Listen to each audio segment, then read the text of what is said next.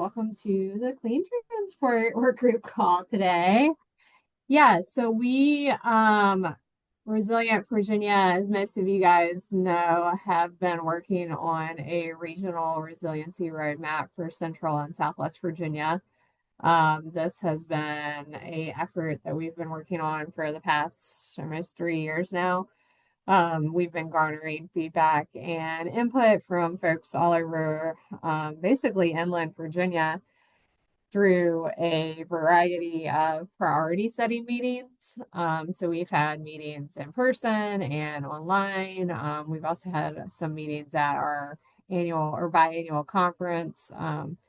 And so, yeah, we've been gathering all that data, getting a lot of input from different cross-sector stakeholders throughout the region to inform this roadmap. So we are shooting for having it published and out there for the world to see at the end of the month. So that's what we've been working on. We also are going to be putting it on our website and eventually working on setting up a dashboard for it so that folks can find certain information relevant to their particular expertise or field, because it is a pretty lengthy, robust document at this point. So yeah, that's kind of where we're at with it. It's pretty exciting that we've finally gotten all the data together, uh, and all the input from everybody, and we really appreciate all the feedback and input from so many different sectors and so many different stakeholders. So that's pretty exciting. So yeah, that's kind of where we're at. We also are going to be having a webinar about it to go into more details in April. That's going to be on April 2nd. You can register for that on the Resilient Virginia website, and I can drop that information in the chat. But yeah, we'll have like an open call and dialogue and discussion about it. And then we'll also be having more outreach and promotion for the roadmap throughout the year. We also will be, we're putting it out there that, if you know any groups or associations or anybody that may be interested in the roadmap and the work that we've been doing, we'd love to come speak to, different groups or anybody that is interested in that, whether it be local government folks or planning district folks, nonprofits, people in the private sector and so on. So yeah, but you can also register on the QR code that I Trish was put just up looking at here. that. It's like, there's So not that yeah, many people in here. I think that's pretty much the gist of the roadmap. I don't know if you guys want to add anything, any context to that, Tara or Tracy, if you guys want to add anything. No, just say it's going to be, this has been a labor of love for a lot of people for a couple of years now. And I'm really excited to see it get launched and start making a difference in some constituencies. I have a little honey. All right. Cynthia, I think could you mute your sound, please? There we go. Okay. Welcome, everyone. Thank you to the monthly meeting of the Clean Transportation Work Group of the Resilient Virginia Collaborative Alliance. If you're new to this group, welcome. We are glad to have you. We hope you'll continue to join us for some great discussions this year surrounding the clean transportation sector. If you're a returning attendee, welcome back. We're so glad you're here. Today, our workshop is focusing on how real-time vehicle and infrastructure data can unlock the full value of electric public transit. So telematics are the backbone that make an electric fleet reliable, efficient, and cost-effective. To the next slide. So our first presenter is Tim Witten. He's worked for Blacksburg Transit for 30 years in many capacities, including in his present position as Intelligent Transportation Systems Manager. Living by the phrase, information is only powerful if it's free, understandable, and accessible by everyone to improve the product or experience. Tim advocates for sharing information throughout the transit community, whether this be a customer or another transit system. If the information or technology exists, then there's no reason not to make it shareable and accessible. Tim completed his Master's of Business Administration at Radford University in 2009. A native of Southwest Virginia, Tim resides in Roanoke with his wife and 2 children. So Tim, take it away. I guess I should unmute. Did I just? Yeah, so I took a little different tack. Usually I talk to a lot of groups about transit, just about buses, but I wanted to make this kind of relevant for anyone who operates heavy duty electric vehicles. So we want to talk a little bit about dispatching electric vehicles. This is Kevin. He was not happy that I got his bald spot in the back of the picture, but nonetheless, I wanted you to get a feel for what he did on a day-to-day basis. And so you can go ahead to the next slide. On these four screens, he's got what we might call legacy dispatch tools. And not every transit system would call these legacy, but we've had these for a long time. So he's looking at our CAD AVL. He's looking at employee scheduling. He's looking at vehicle parking location, where vehicles parked around the facility, dispatcher notes, and he actually is looking at my favorite, which is lost and found. We carry a lot of students, and a lot of times they lose stuff. We have a very robust system for tracking that. So if you want to go to the next slide. So, these answer questions that you have, which is who's operating the bus, where's the bus at, where's the bus parked, dispatcher notes, what's notable, what's unusual, lost and found, which bus has my laptop, so we can get that in real time back out to the passengers. Hold list, which bus is available, and then the CAT AVL is where is the bus, but not only that, it's also is the bus in the right place at the right time. So it's doing route and schedule adherence as well as just telling us where that's at. You can go to the next slide. I'm not going to read all this. I'm trying to get used to using AI. So I said, hey, tell me how transit dispatching is complex. And this is what the little generative AI on Google gave me. I guess I should cite whoever that is, ChatGPT anyway. But it's a tough job. You're dealing with a lot of spatial thinking. You're dealing with time schedules. You're dealing with uh, customers. You're dealing with all these things. And on top of that, you have mechanical failures. You have traffic. You have accidents. You have all those things at the same time. We're trying to do everything as efficiently as possible. And so it becomes very difficult. Well, I don't want to burst anyone's bubble, but next slide. Adding BEBs makes it more complex. I wanted to go with more complexer, but my wife said that was not a word. But when you add in this complexity with battery electric buses, it creates a whole new environment. And so currently we have 28 New Flyer battery electric buses. This is a picture of one of the beautifully wrapped electric charged up buses. And this is 57% of our active fleet, which is a challenge. We are higher than I think anybody in Virginia, and most of our comparables as far as the percentage of fleet that's battery electric are in California. So in a little different environment as far as that goes. Next slide. So we're going to do a partial list of what some of these complexities are that the battery electric buses bring. You can go ahead. So the first is we have range anxiety. So it doesn't matter whether you're in a heavy duty electric vehicle or regular electric vehicle. When you're talking to someone who hasn't driven one, hasn't operated, they're very concerned about range anxiety. And they're very concerned about how far can I go? Where will I get my next charge? All those things. You know, we don't often think about it. We have these problems with gas. There was a gas pipeline break a few years ago. I was coming out of North Carolina and every gas station was closed. Yeah, these things happen with gasoline vehicles, but we seem to think they're disproportionately occurring with battery electric vehicles. And one of the truths is they have a lower range than existing diesel buses. Most diesel buses have somewhere between 175 to 200 gallons of usable diesel. You figure on a good day you're getting 4 miles per gallon, and that's a pretty good range. The current technology does not match the range of diesel buses. So that's one thing we have to worry about is we're very constantly aware of, is the bus going to make it for as far as we need it to go? Next slide. The next one's ambient temperatures. And I always have to do the Goldilocks slide because I think it's important for people to think about that Goldilocks zone. So, astrophysicists talk about the fact that the Earth happens to be at exactly the right distance from the sun. Well, like Goldilocks, she liked her porridge to be just right. Battery electric buses perform best between 50 and 70. In case you're wondering, above 70, your performance is not as good, but it's not as bad as when you get down to 30 degrees or 0 degrees or when you get really cold. But either way, there's a point at which battery electric vehicles in general are operating best. And so we have to be very aware of that. If you think about it, in a diesel bus, you're only concerned if it's really cold, if the heat's not working. Because generally diesel buses, we store them inside, they work outside. If it's really hot, you're only worried if the AC is not working. So outside of HVAC considerations, you really don't have a lot of concerns. We're going to go 2 slides because I've forgotten doubled this one. Oh, someone caught it. Very good. Um, Another complexity is regenerative braking.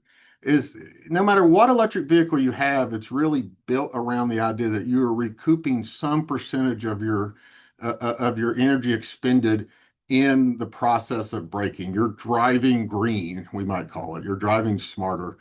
And there's a lot of things that go into regenerative braking. So that's route design. Load profile is something that's not been studied as much as I'd like. I really like to see more heavy duty tractor trailers so we could get some information about how much the load impacts the regenerative braking systems. Your topography is it's like your grandfather went to school and he had to walk uphill both ways. So you always want to think about that. Route timing, making sure you're not putting too much pressure on the operator.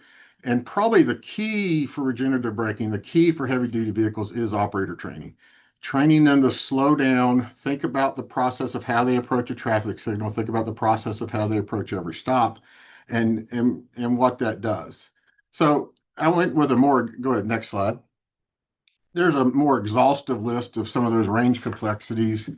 I talked about a few of them, but HVAC, route design. So any of these things are just going to make it tougher. So I wanted to talk for a little bit about what our OEMs came out with. So the OEMs do have systems that they give us. They do have us the ability to be able to look at the data in real time, but they weren't necessarily what the dispatcher needed. So that's part of what we're going to see today is that we took these telematics that were available and built a tool that would allow the dispatcher to get information in a little bit different format that was a little more accessible. So if we go and look at the OEM tools, next slide, this is kind of the dashboard approach. And this I can pull up for any bus that's running right now, and it gives me an estimated range. The estimated range may be useful if you're dispatching a truck and you know how long the loop is or the delivery span. For us, the bus may be on a different route every day. So you'd have to know the loop distance and how long you'd expect that to run. This gives you the important things. What's my high voltage percentage or what's my battery percentage, how fast the vehicle going, how warm are my battery packs. These battery packs are in that ideal, that 30-degree range is 54 Fahrenheit. And so it gives me an idea of understanding if that's in the right place. You can go ahead to the next slide. And these give me some really great data after the fact. And this was kind of, when you see some of the tools that we've worked with work to develop with John and Cynthia is that what you understand is some of these things are very similar because this is a very easy format. It's very easy for you to understand what this graph is telling us. The bus was out, the battery went down is the blue section, the green section, the battery got charged up. The line kind of gives you an idea of what the mileage is, the odometer miles, but this comes in the next day. I get about 6 emails every day. They deal with all the buses that ran yesterday. That doesn't help me as I deal with some of the problems that we're facing here in real time. You can go to the next slide. And it's chock full of great information. I know what route the bus was on. I know what the battery usage was. I know energy consumption by system. But they send me a PDF of these the next day, and it doesn't help me when we go into the day-to-day life of a dispatcher with electric vehicles. And so what the next slide says is that, we needed some new tools for these new complexities. And I think that's one of the challenges is that if you want, no matter what the change is, if you want the change to be successful, you have to provide the staff with the tools that they need. There's a quote there at the bottom says necessity is the mother of invention. As to whether that was Plato or not is actually up for debate, but we won't go into that today. But the idea is that we needed to get some new tools, and that's what John's going to talk about. And you're going to see some of those tools that were developed that we were able to successfully deploy and operate these battery electric vehicles. And there's my contact information if you want to contact me. I answer emails occasionally, as Tara can attest to. Okay. Thank you, Tim. Okay, thank you, Tim. So I was getting my camera back on. Now we are going to hear from John Baute. He is the principal developer at Dynamic Data Systems, headquartered in Blacksburg, Virginia. John has over 20 years of experience in software development, spanning manufacturing systems, databases, and transit systems. So welcome, John. Thanks very much, everyone. Let's share my screen here.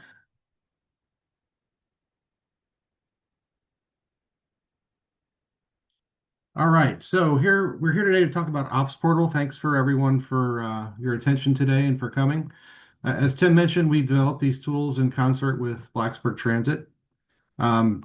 Principal problems that well, a little bit about us. So as mentioned, we have over 20 years experience in database development, business intelligence, and software development, and also offer project management services. My background is mainly manufacturing, so I've spent my entire career making weird things talk to other things. And so I like to say that we're a systems integrator first and maybe a software development firm second. The principal problems that we are solving with our Ops Portal product is the one of data silos. And Tim went into that a little bit. You know, he's got information in many different systems.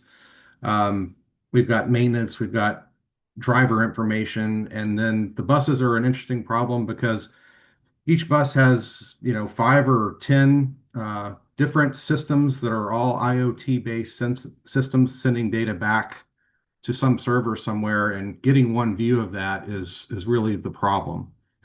So the Ops Portal solution we're talking about, and we call it Ops Portal because it's focused on operations. That's putting the data in front of the people that are doing the work in real time. We can integrate with basically any system. We correlate and contextualize the data in real time, and then we present it in a role-based fashion so that people see only what they need to see. So let's talk a little bit about the type of data that we bring into our Ops Portal. On the left-hand side, we have our IoT devices, that's Internet of Things devices, and those can be things like Tim was demonstrating on the bus, the state of charge data, but there's also systems like the automated passenger counts, vehicle diagnostics, your ODB and your J1939 can all be brought in. Camera system data. And then on the right, we've got our agency systems like the CAD AVL and the maintenance, and we can even bring in things like the HR databases or customer service databases. And then across the bottom, we have what I call the external data sources. So as Tim mentioned, weather is extremely important. We can bring in traffic or really anything else that's external we can bring into the Ops Portal. And the trick with all this is getting it married up and contextualized in a way that makes sense. So we're going to jump into a live demo because everybody hates slides.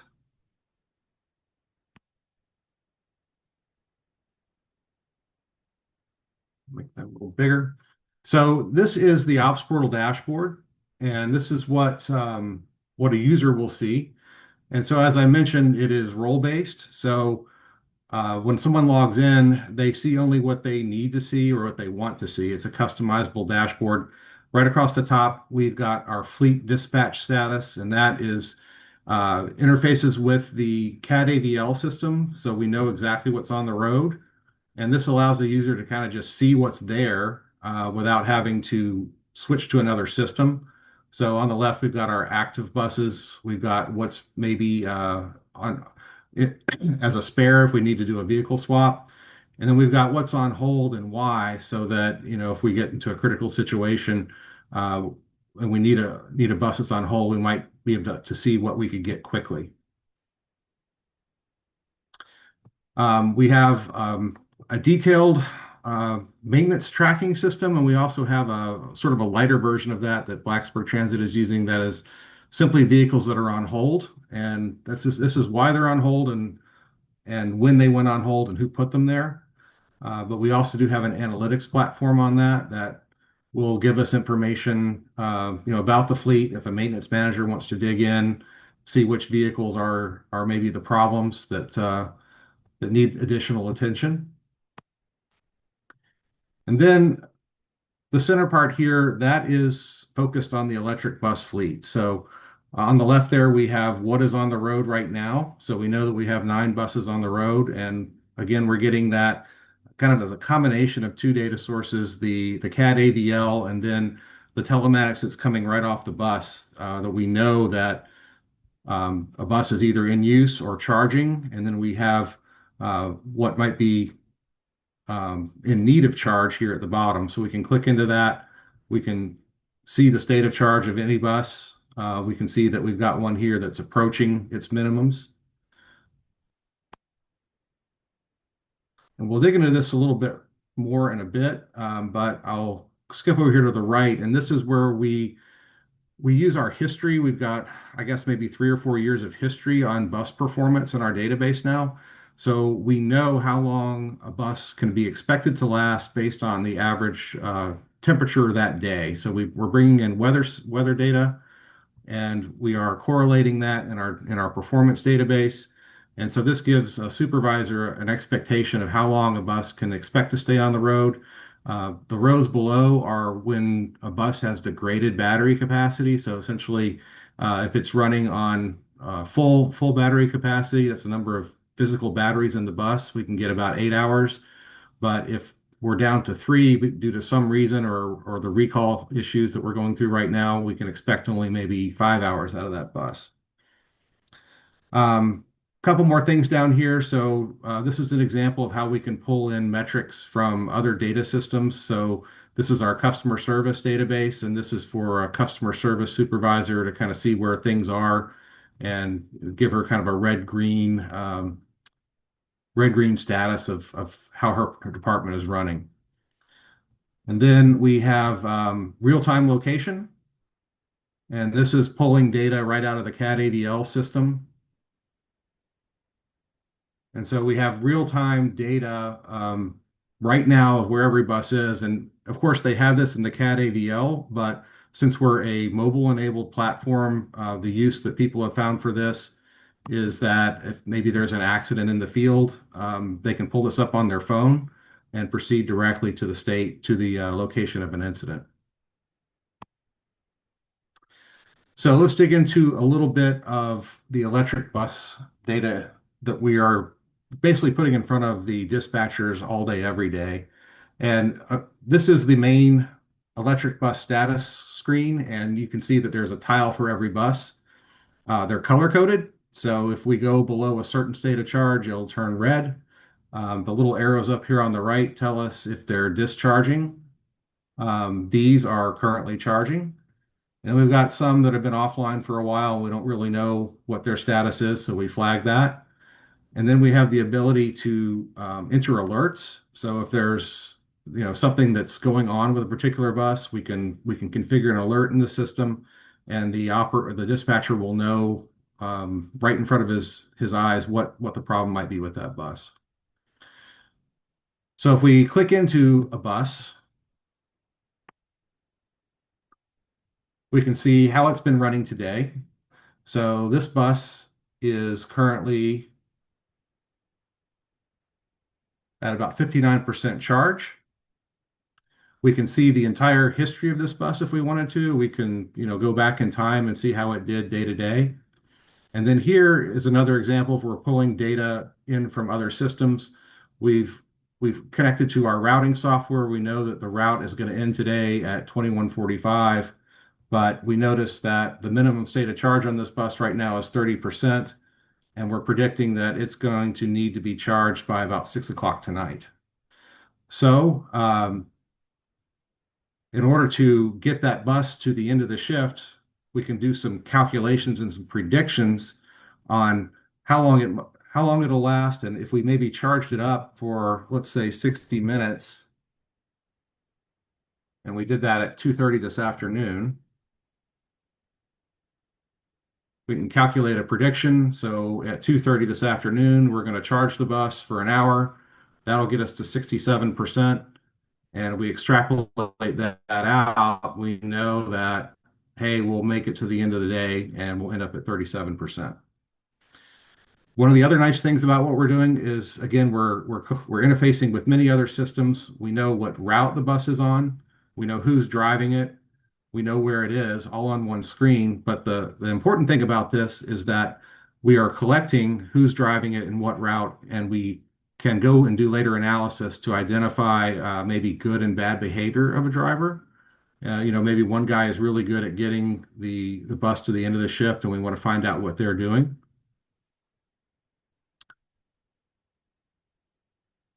And so that is the prediction aspect of the software.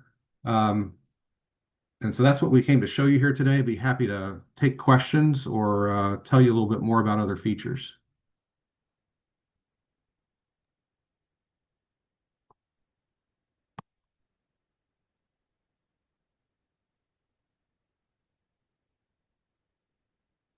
Tim, is there anything you wanted to add? Anything I missed? No, I think, well, first of all, kudos for doing a live demo. Every time I've tried that, it's not went well. So you got to have a lot of faith in the product. I think we use this all day, every day. And, it not only is it useful for knowing discharge rates, we can also monitor. One of the things on there was which vehicles are actively charging. So we've had charging issues, so we can watch this and see, bus is not charging as fast as we want. It simplifies a lot of complexity. I hate to use that, marketers use that term, that single pane of glass, but it gives us that single pane of glass where we can kind of look at some of these KPIs and understand what's actually happening out there on the road right now, or in the garage. And I think that heavy duty, everything tells me the long-term prospect for heavy duty battery electric vehicles or even fuel cell vehicles is lower operational cost. But there's still some hurdles that we have to get over, whether it's transit or in other industries, to get folks comfortable with using them to realize those gains that we will see in the long term.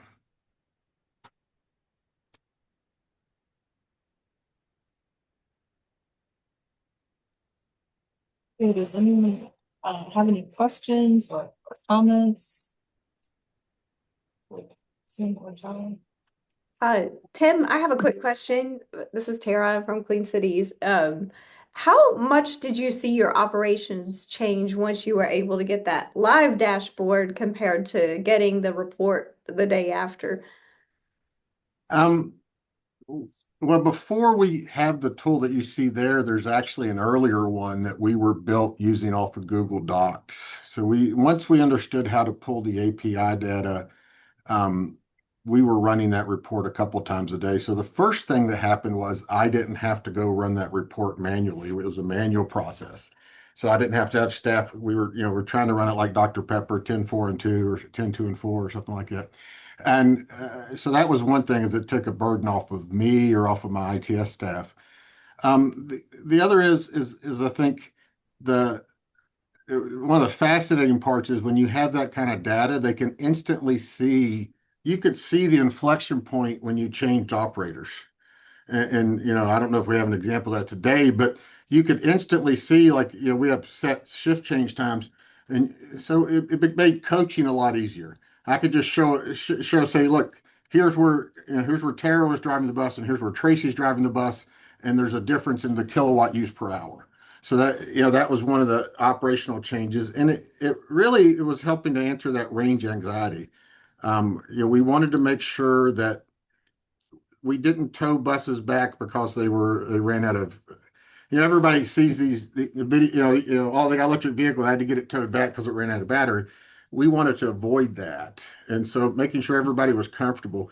Additionally, in operations, if you have heavy duty vehicles, there is warranty considerations about maintaining your battery usage between 90 and 20%.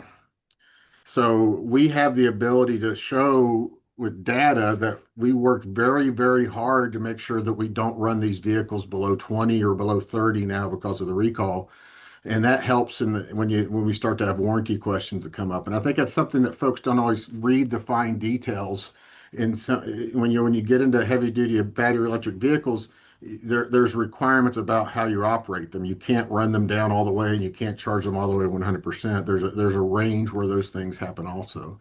And I think I can go around in the dispatch office, and I've got dispatchers and supervisors all looking at this tool working together. So it gives them an opportunity to do kind of collaborative. And they would tell you the biggest thing is they don't have to radio operators and ask them what their state of charge is. It keeps down the radio traffic. There's also a question in the chat. Could this tool be used to show energy cost, emission, and greenhouse gas benefits, assuming there are some of running battery BEVs? Well, Andy asked the question correctly, assuming there are some. Andy and I have been working together for a long time. That's a tougher question, but yeah, we can look at the amount of kilowatt per hour we're using, and then looking at our source of electricity. And our source of electricity here in Southwest Virginia is kind of a mixed bag. So as far as I would use the EIA numbers, but we could tie that back to the kilowatt uses and use the EIA numbers for our region. And as Andy or anybody who's dove into that could tell you, that when you start digging into the numbers here, we're using electricity, but how that electricity is generated is not necessarily as green as we might want to see it, or as resilient as we want to see it here in Southwest Virginia. Thanks, Tim. No problem, Andy. It's good to see you.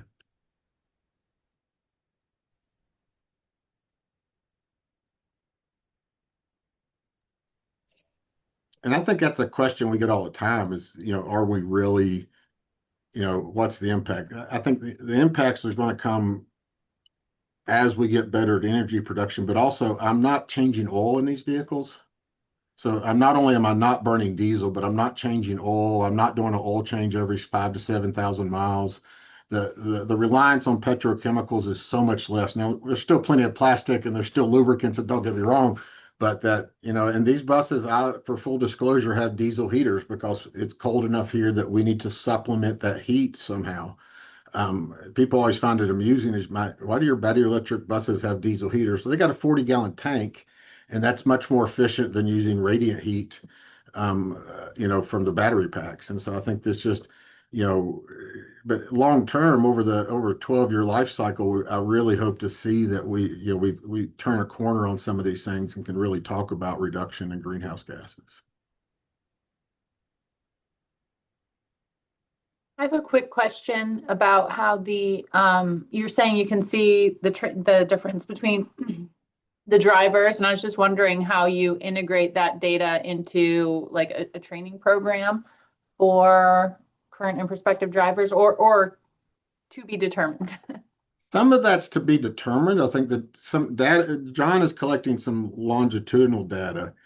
What we do internally is, if I notice someone who's drastically different from the driver they were before, I have a conversation with the supervisor, and a supervisor uses it as a coaching opportunity.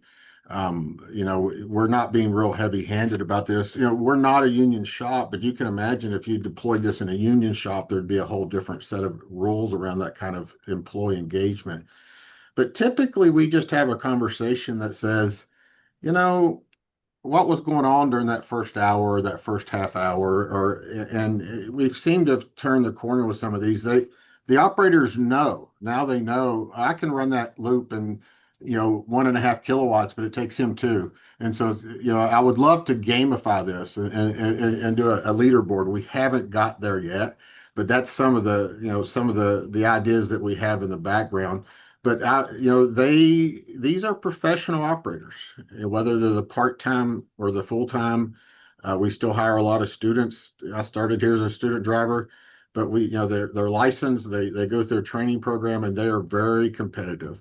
And so once they find out that we're watching, and we're paying attention. We have seen overall the efficiency improve, and we the feedback works. I think I would do something probably more systematic if I had the time and the resources right now, but we're not there yet.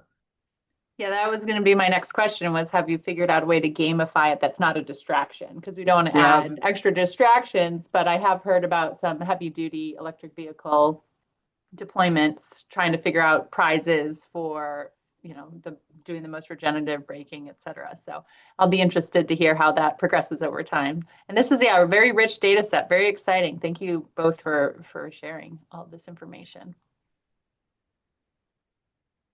I have a question if we're still doing that. Sorry to come off camera and mute there for a little while. Tim, it's also for you. So we are hosting an electric school bus workshop in Richmond in March, which someone may have mentioned previously. I'm curious what you have seen, if anything, about electric school bus adoption in today's like policy and political climate. Anything you can say to that? school buses are tough, and that's just my outsider perspective. Mhm. I don't operate school buses. You know, uh, I was very fascinated with the company that rolled one out that could do the longest run in McDowell County in West Virginia, where I'm from. I don't know if you saw some of that, but it was a huge amount of kilowatt hours on a school bus. I think the put the political climate aside, I think it's a big change, and it wasn't that long ago to different counties had 25 or 30-year-old school buses. So they tend to hold on to these for a long time. They're different about the new technology, and so I think having some conversations with folks. Montgomery County, Virginia, I think had three. Does that sound right, Andy? I don't know. I was in the original discussions with them when they were looking at getting them, but I don't know how many they actually ended up with.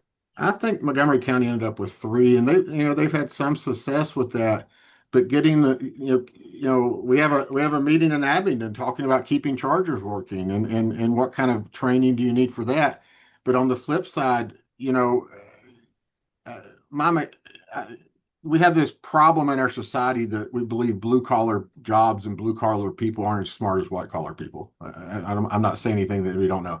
But you take someone who's a diesel mechanic and tell them to work on an electric bus, it's not because they don't know how, it's asking them to do something they weren't designed to do. I'm not designed to run marathons. I'm designed to pick up hay bales and throw them on a tractor. So don't ask me to run a marathon.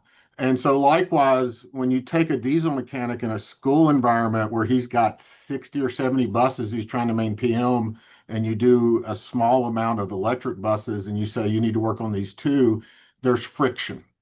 And I think that's one of the challenges we have is that you almost have to have a large enough critical mass, and you also make sure it's a little more.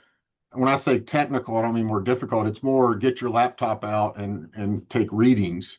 It's much different than tuning a diesel or gasoline engine by ear. And I think those are some of the challenges that I've heard. I think I think two or three limping in that, or not limping in, going in, is probably a good idea. But then that creates some challenges because you just don't have enough critical mass. Um, I'd like to see I'd like to see some data flow back about from the school buses, because the other problem I see is that if you shortchange the capacity on the bus, then you're charging during the day. You're charging in between the PM, AM and PM afternoon runs. And I'll be happy to share my APCO bill if somebody wants to see it. We've had to switch to almost 20 hours a day charging because of some construction issues. Yeah, you pay a whole lot more for electricity during peak than you do for off peak. And so the idea that I could offset costs for diesel versus electric and charging during the day is pretty difficult. And that's one of the challenges I've seen with school buses, is making sure that they have the capacity to do the AM and the PM run off of the night charging. So I don't know a whole lot, but there's about all I know. No, thank you, Tim. I appreciate it. That's just something we've like run into, and know that people are going to ask questions, and so I've been asking people that like are in the realm.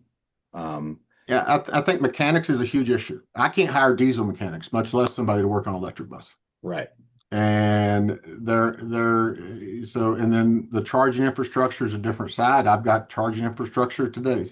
I'm probably the only guy on the call that knows how to open a charger cabinet, put it in safe mode, and troubleshoot it. I don't want to be doing that. Yeah. But the reality is that we can't get anybody within a 4 or 5 hour drive to come here and service some of our equipment. Yeah. It's impressive though, and what a flex that you can do that. 30 years I've done a little bit of everything. So That's fair. Cool. Thank you, Tim. I appreciate that. Andrew had another question in the chat. Tim, you alluded to life cycle cost earlier. Do you have a feel yet for how those compare between your diesel, hybrid electric, and battery electric buses? So I can talk quickly. Air hybrid electrics never matched what we expected. We really expected hybrid electrics to be at so if you figure at the time we had buses running 2.5 miles per gallon, give or take, we expected them to be more like 4 or 5, and we never really saw the diesel savings. Now there's a couple reasons for that. You're adding weight. We didn't necessarily have the right motor matched with the right hybrid drive. So if you think hybrids in heavy duty vehicles, you've got to have the right motor, diesel component. It's not just adding a battery component on top of it. So I don't think that the hybrid electrics, we don't think were as my coworker used to say, the juice wasn't worth the squeeze. But that mileage may vary in other locations. The short answer is, if I just look at a raw cost of diesel versus cost per kilowatt hour, the electric buses do win in that mileage, in that component. What I don't have a good handle on is how that ties into my cost of maintenance. But as far as just per mile or per hour, we are seeing just a straight up how much I pay for diesel versus how much I pay for electricity. Now, the caveat there is that's when I'm charging off peak. So like right now, my power bill is about 75% higher or excuse me, is substantially more. I was going to say it's not 75% more, it's more than that. It's 175% more of what it was, because I'm charging so much during the day on peak, and I've actually kicked in some demand charges. So, make sure you got your infrastructure in place. Otherwise, you're charging during the day and losing money. But looking at just the straight up cost per hour or cost per mile, looking at diesel costs versus fuel costs, or kilowatt per hour, we're seeing, and we have a pretty competitive rate. We have a municipal rate, and as long as I can stay off peak, I can do pretty well. Thanks, Tim. No problem, Andy. Thank you, Tim and John, for the great presentations and the very interesting discussion here. If no one else has any other questions, I think we can move on to some announcements. All right. Okay, everybody. So we are very excited to announce in this work group that the Mid-Atlantic Advanced Transportation Summit and Expo will be happening in Harrisonburg this summer. It's hosted by Virginia Clean Cities, along with some other coalitions across the Mid-Atlantic states. This is a first of its kind event for this region, and we would love to see all of you there. We also have an active call for speakers out, and would love to have your organization sponsor if you're interested. That QR code on your screen will take you where you need to go to learn more about all of the opportunities surrounding this event. And Tara has also dropped a link in the chat. All right, next slide. Tracy, can I make one additional comment about the Mazzi? It is from the 21st to the 24th. We're having an additional workshop on Friday morning, and that was amended last week. So sorry that you did not get the information. But that said, we are still looking for sponsors, and we'd love to have any of you and all be there. And as far as I know, fleets are free. They register for free, so we'd love to have you. Thank you. Thank you for that.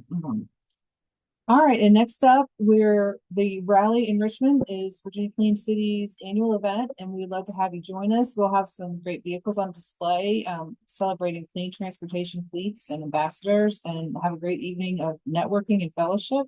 The QR code has information you need to secure your spot, and there's also a link in the chat. All right, next slide.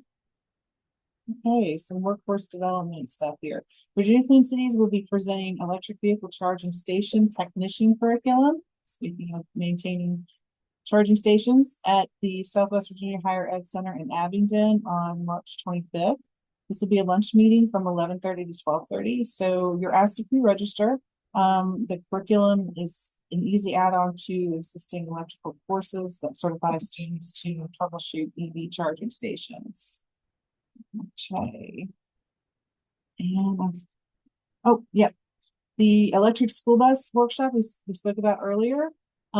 Next month, Virginia Clean Cities has an in-person event, and we'd like to invite you to that. The ESB workshop will be March 10th in Highland Springs. This is going to be a one-stop shop for everything you need to know about electric school buses, hear from school systems using them, and learn about paths towards funding a transition. You can pre-register by scanning that QR code, and the link is also in the chat. Okay, and finally, March 18th, this Clean Transportation Work Group will reconvene and will continue to spotlight electric school buses as one of the most impactful innovations in sustainable mobility. We'll have real-world insights, information on infrastructure planning, and provide a space to share challenges, solutions, and best practices. So I want to thank all of our speakers and everyone who joined us for this conversation. And I think, Tim, thank you for the presentation. Oh, Ed, you had a comment or a question. Go ahead. Oh, I'm sorry to interrupt the flow here. No, not at all. No, you still have time, please. Yeah, Ed Cronin with Virginia Department of Energy. Thanks for the presentation. Had a question for Tim, if he's still on the call, whether he's had any communications with other localities or fleet managers reaching out on how to manage their electric vehicles, or if you have anyone reaching out interested in like lessons learned. I've talked to so we actually have I'm part of a large call that's for electric bus operators in transit that's not part of APTA or any of the large groups. So we do that quarterly. It was organized. I don't know. APTA is the American Public Transit Association, but membership is open to transit operators and vendors and consultants. And so we were looking to have a space where we could talk independently. So Toronto and some guys from Canada had put together a meeting. So I talk to them quarterly. I have a large group that we can reach out and share information with in the transit industry. I've talked, here at Blacksburg, we've looked at several different electric vehicle fleets. I'll talk to whoever asks me. Charlottesville called me, but some of them reach out. I think in most localities in Virginia, because of history that I'd love to go into, but we don't have time. Transit is kind of separate from the rest of local government, and so I'm not sure that we always hear as much from them as we should. But I was actually getting ready to say, if you're in the area, stop by. I'm happy to show you my chargers. They're not very exciting, but we will be adding the week of spring break. So the week of the 9th, we'll be adding our first electric vehicle charger on route so that we can actually do a high voltage charging. So I've talked to a few of them, but I'm happy to have folks reach out. And I think, and there's resources out there. In addition to Virginia Clean Cities and the Resiliency Council, I think, APCO has been very accommodating. Pre-COVID, they were teaching classes about, actually sent some staff up to Columbus. I'm not sure they're still doing that. I'm getting ready to reach out and see if they still have that. So, and I think Dominion's accommodating too. I just don't deal with them on this end of the state. Well, thanks for that. Yeah, I'll reach out with Okay, follow-up. thank you. Thanks, everybody. Love to see that's part of what the goal here for this work group is to get people talking and working together. So great conversation. One last note, the recording of today's presentation is going to be posted to the Virginia Clean Cities YouTube channel. So if you want to revisit this or share this link with your colleagues, please feel free to do so. And with that, I think we will wrap it up. Okay. All right, everybody. Thank you so much for joining us again. Please come into our next meeting about electric school buses, and we'll see you next month. Thank you. Thank you, Tracy. All right, thanks. Thank you.